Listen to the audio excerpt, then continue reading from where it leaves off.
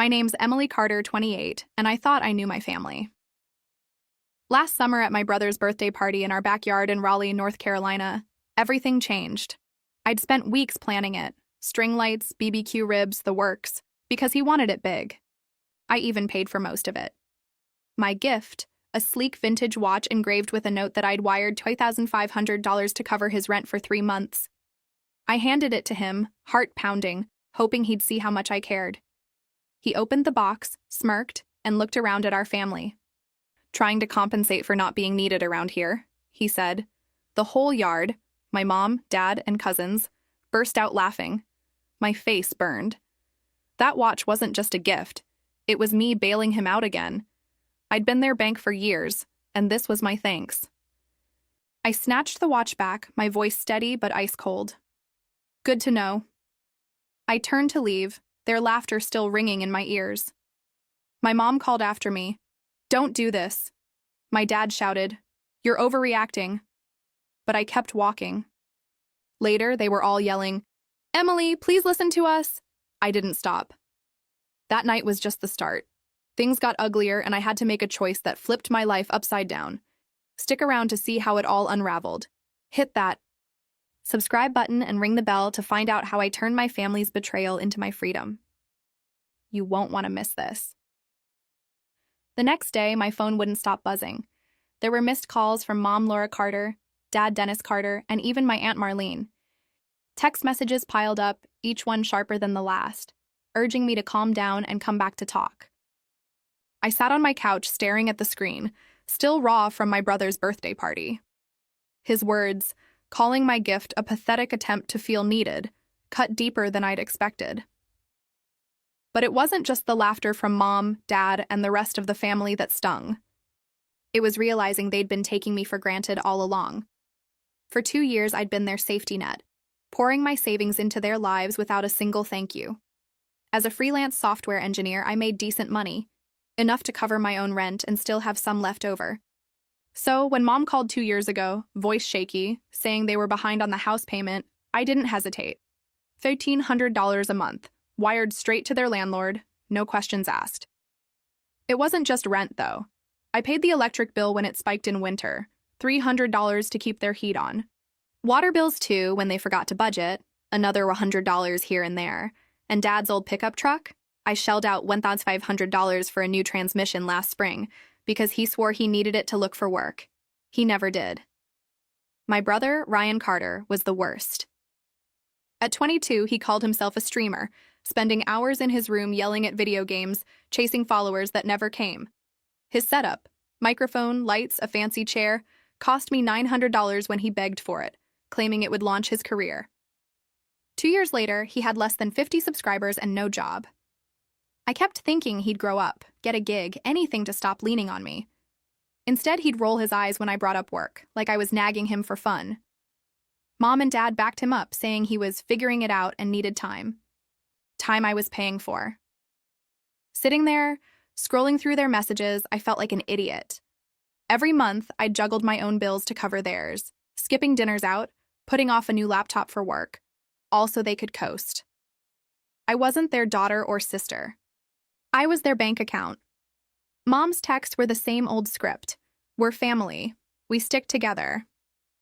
Dad chimed in, claiming my storming out was embarrassing and I owed them an apology.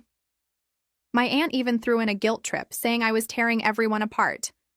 Not one of them mentioned the $2,500 I'd wired for my brother's rent or the watch I'd engraved as a gesture of care. Not one of them said sorry. The worst part? I'd never asked for much.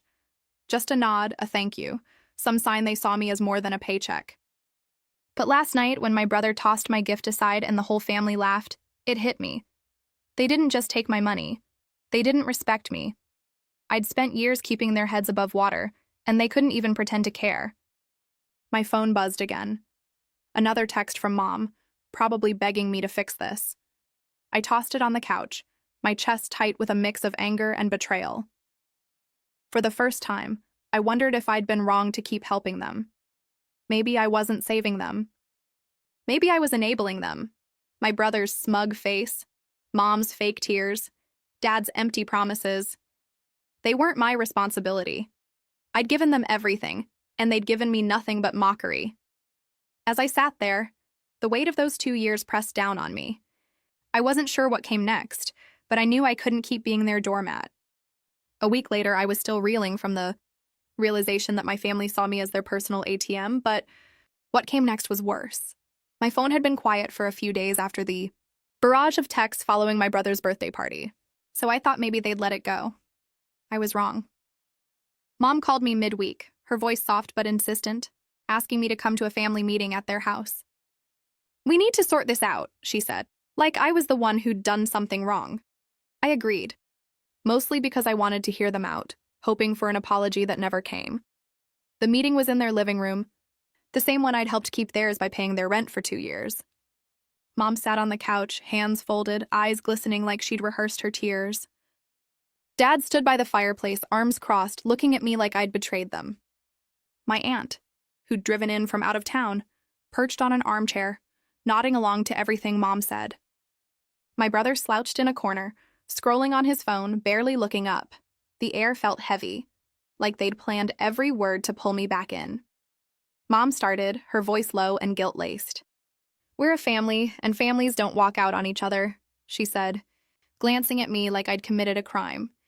She brought up Dad's supposed back pain, claiming it kept him from working, even though I knew he'd been fine enough to go fishing last month. "They needed my help," she said, "because times were tough, and I was the only one who could save us." Dad jumped in, his tone sharp. "You can't just stop helping us because of one argument," he said, calling my reaction selfish. My aunt chimed in softer, trying to play peacemaker. "Let's not fight," she urged, but it felt hollow. She didn't even know the half of what I'd done for them. Then my brother spoke, not looking up from his phone.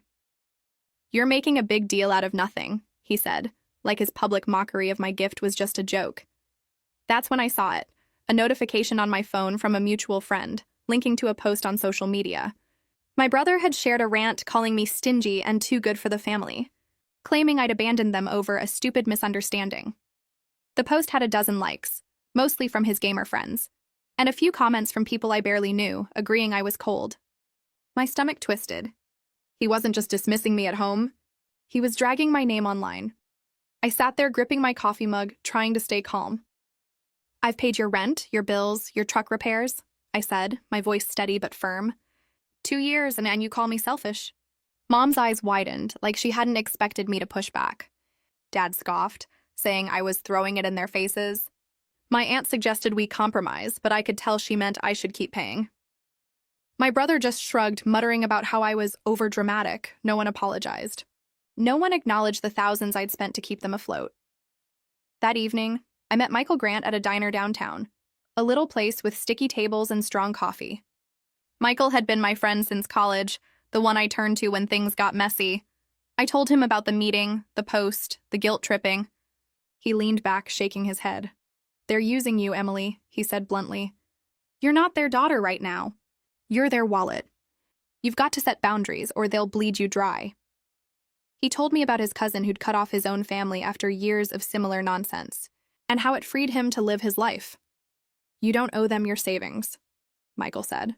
"Protect yourself." His words hit hard. I'd been wrestling with guilt, wondering if I was wrong to pull back. But hearing him lay it out so plainly made it clear my family wasn't sorry. They were desperate to keep me in line.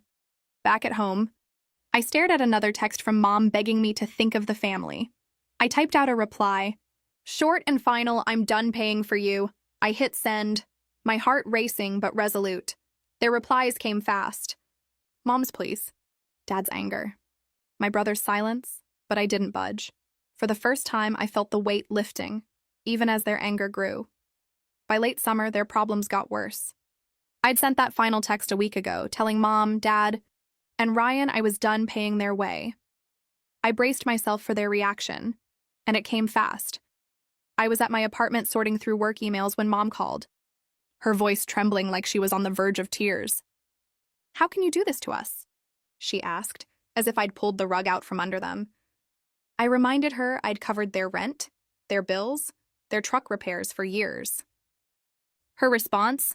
A long, dramatic sob followed by, "You're breaking this family apart." Dad got on the line, his tone sharp and accusing. You think you're better than us now? He snapped, claiming I was abandoning my duty.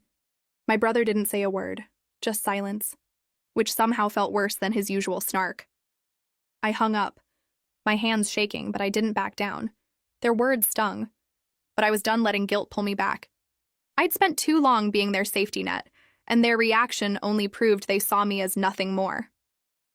Mom's tears weren't about love. They were about losing their lifeline. Dad's anger was about control, not care. And Ryan's silence, that was him realizing his free ride was over. I felt a strange mix of relief and anger, like I was finally waking up from a bad dream. Days turned into weeks, and the silence from my family grew heavier. No more calls. No more texts. Just absence, cold and deliberate. I thought maybe they'd finally accepted that I wasn't going to fund their lives anymore. But deep down, I knew better. I was at my desk one evening debugging a new app project for a client when a call came through from an unknown number. I almost ignored it. Almost. Hello? The voice on the other end made my stomach tighten. Emily? It's Karen Lewis, your parents' landlord. I sat up straight. Oh, hi, Karen. Is everything okay? She hesitated before speaking. I really hate to involve you again, but your parents are 3 months behind on rent. I've been patient, but they said you were still handling it. My pulse spiked. They what? Your mom said you'd had a mix-up with your bank, but you'd be sending payment soon, Karen continued gently. I just wanted to confirm before I move forward with the eviction process. For a moment, I couldn't speak. They'd lied. Not just to me, but to their landlord, pretending I was still paying their bills. Thank you for letting me know, I said finally, my voice cold. But I won't be covering their rent anymore. They'll have to sort it out themselves. There was a long silence on the other end, and then Karen sighed. I figured as much. They're good people, Emily, but this isn't sustainable. I'll give them another week. I hung up, staring at my laptop screen, unable to focus. My family hadn't just used me. They were still using my name to buy time. An hour later, I got a call from Mom. She didn't even say hello. You talked to Karen, didn't you? She snapped, her voice sharp now. No tears this time. You lied to her, I said. You told her I was still paying your rent, Mom scoffed. We were going to pay her back once your dad got a new job. You didn't have to embarrass us. Embarrass you? I shot back. You've been lying to people using my name. That's not embarrassment. That's manipulation. Dad's voice came in the background, loud enough for me to hear. She owes us that much after everything we did for her. I almost laughed. You mean after everything I did for you? The argument spiraled. Mom cried. Dad shouted. Ryan yelled something about me being selfish, saying I'd changed. When I hung up, my hands were shaking. I could feel the heat building in my chest. Anger, betrayal, disbelief. It wasn't just about the money anymore. It was about the years of being used, the emotional guilt, the lies stacked on top of lies. That night, I opened a new document on my laptop and started writing everything down. Every payment, every transaction, every message. A record, not for them. For me. If they ever tried to guilt me again, I'd have proof of how much I'd sacrificed. A week later, I was at a coffee shop downtown working on a project when Michael dropped by again. He ordered his usual black coffee, slid into the seat across from me, and asked, "How's the detox going?" I smirked. Painful, but freeing. He nodded knowingly. You'll get used to the quiet. It's weird at first, all that noise gone. We sat in silence for a bit before I told him about the landlord call. He frowned. They're still using your name? That's not just guilt tripping anymore, Em, that's fraud. I hadn't thought about it like that. Fraud. The word stung, but it was true. He leaned forward. You should change your bank info, credit alerts, everything. People like that don't stop when you draw a line. They just look for a new way around it. He wasn't wrong. I'd already gotten a few strange calls from bill collectors asking if I'd co-signed something recently. I hadn't. But it made me wonder how far they'd go. That evening, I froze my credit, changed my banking passwords, and made sure no one could open anything under my name again. For the first time, I slept peacefully. 3 days later, Mom texted me again. A single message. You've turned your back on your family. Don't come back when you realize what you've lost. I stared at it for a long time. What I'd lost? I typed back, I didn't lose anything. I finally stopped paying for what was never mine to carry, and then I blocked her number. I didn't cry this time. I didn't shake. I just exhaled, long and steady. The next morning when I woke up, the sun through my blinds felt different. Lighter somehow. I wasn't saving anyone anymore. But maybe finally I was saving myself. 2 months passed. I focused on my work, picked up new clients, and even took a weekend trip to Asheville. The first vacation I'd allowed myself in years. One afternoon, while I was packing to return home, I got a voicemail from Karen, the landlord. She sounded relieved. Just wanted to let you know your parents moved out last week. Said they're staying with your aunt for a while. Thought you might want to know. I didn't call back. I just stared out the cabin window at the trees swaying in the mountain breeze and felt something I hadn't in years. Peace. 3 quiet months passed. No calls, no messages. No drama. For the first time in years, my life felt mine. I'd started saving again. The money that used to vanish into my family's crises now sat neatly in a growing account labeled Future Home. My work as a freelance developer had picked up, and my clients respected my time, something my family never had. But peace doesn't always mean closure. Sometimes it just means calm before another storm. It came one cold Friday morning in late November, an email. Subject line, urgent, past due notice. It was from a loan company I'd never heard of. Apparently, someone had opened a personal loan under my name 3 months ago and missed 2 payments. The amount, $18,000. My blood went cold. I read it twice. Then again, my pulse thudding in my ears. Attached was a scanned signature. My name, forged. I called the company immediately, voice trembling. I never applied for this loan, I said. That's not my signature. The agent on the phone was polite but firm. Well, Ms. Carter, the listed address on the account is 127 Brookline Drive. Does that sound familiar? My stomach dropped. That was my parents' old house. They hadn't just lied to their landlord. They'd stolen my identity. I felt my body go numb. You mean, yes, the agent said carefully. The loan was taken out in your name, deposited into a checking account connected to Dennis and Laura Carter. I couldn't breathe. I hung up, hands shaking, tears of anger and disbelief welling in my eyes. How could they do that? How could the people who raised me, the ones who said family first, commit fraud against their own daughter? I called Michael. He picked up on the second ring. Em? They took out a loan in my name, I whispered, voice breaking. $18,000. He was silent for a moment, then spoke calmly. You're going to report it. Right now, you're not going to let them ruin your life. I can't believe I can, he interrupted, because I've seen people do worse when they lose control of their supply. And right now, you were their supply. That word hit me again. Supply. I wasn't a daughter to them. I was a source. I hung up, gathered every document I had, ID, tax forms, proof of residence, and drove straight to the police station. It took 2 hours to file the report. The officer was professional, sympathetic, but detached. He asked if I wanted to press charges. That question shattered something in me. I stared at the paperwork, at the words suspects, Dennis and Laura Carter, and felt my throat tighten. It was one thing to cut them off financially. It was another to legally label my parents as criminals. But this wasn't a misunderstanding. It was theft. It was betrayal. Yes, I said finally. I want to press charges, the officer nodded. He handed me a copy of the report, his tone measured. We'll investigate. If the funds trace back to them, you'll likely get a case number in a few weeks. When I stepped outside, the cold air hit my face like a slap. It felt final. I sat in my car for a long time, staring at the report in my lap, trying to process what I'd just done. They'd made me their provider, their scapegoat. And now their victim? I wasn't going to be any of those things anymore.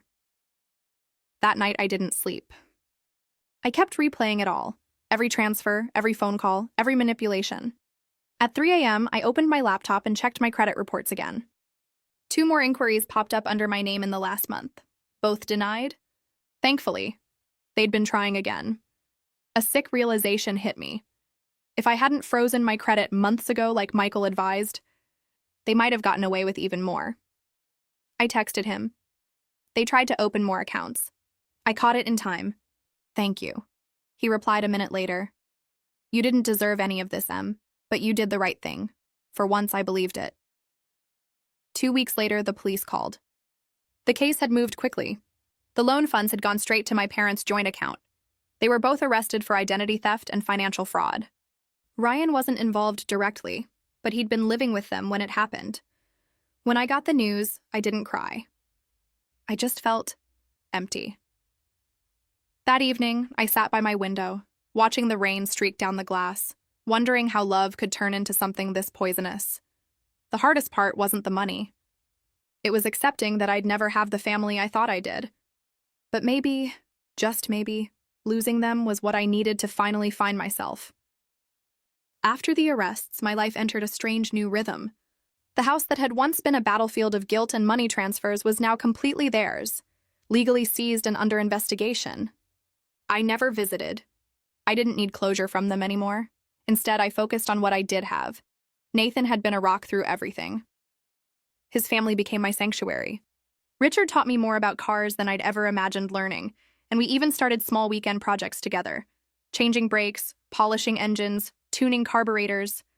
Linda and I continued our baking experiments, laughing through burnt cookies and overly sweet frosting. Jason was still playful, but now he actually listened when I gave suggestions, even when he teased me. My job at the startup had taken off. The team trusted me, valued my work, and respected my boundaries. I had health insurance, a steady income, and even began saving for a small apartment of my own, a place that felt like home because I was in charge of it. One Saturday morning, I was enjoying coffee with Nathan on his porch, sunlight spilling across the yard. He leaned back in his chair, a grin spreading across his face. "You've come a long way, Em," he said gently. "I'm proud of you." I smiled, feeling a warmth I hadn't felt in years. "I've learned something important," I admitted. "Family isn't about blood. It's about respect, care, and choice. You can't force it, and you shouldn't sacrifice yourself for people who don't value you." Nathan squeezed my hand. "You're not just surviving anymore. You're living." That weekend, we joined his family for another BBQ. The smell of grilled burgers and charcoal filled the air. Richard flipped patties with exaggerated seriousness, joking about his secret sauce, which was really just ketchup and garlic. Linda made potato salad, green beans, and her homemade pickles, insisting I try them all. Jason dragged me into cornhole competitions, laughing when I missed every shot.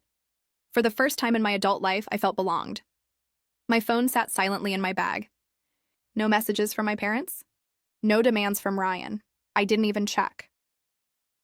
Later that night, I opened the small leather-bound notebook Linda had gifted me months ago. I wrote for hours, not about debts. Not about betrayal, but about growth, lessons learned, and gratitude for people who treated me like a human, not a bank. By mid-December, I had a small savings cushion, a stable job, and a chosen family that actually wanted me around. I even started planning a winter trip, a weekend getaway with Nathan and his family to the mountains. One quiet morning, as I sipped coffee at my apartment, I noticed an email from the police department. The report was brief. Case closed. No further action required. Subjects charged. Victim protected. I exhaled slowly, relief washing over me. Years of being used, of sacrifice, of manipulation. Finally, it had ended. I deleted the old bank notifications, the transaction records, even the few lingering texts from my parents. Their names disappeared from my phone and email. Not out of anger, but peace. For the first time, I realized my life wasn't about them. It was about me. I looked around my apartment, at the small gifts from Nathan's family, at the notebook filled with my thoughts and plans, at my laptop ready for a day of coding. I smiled, I was free, and this time I would stay free.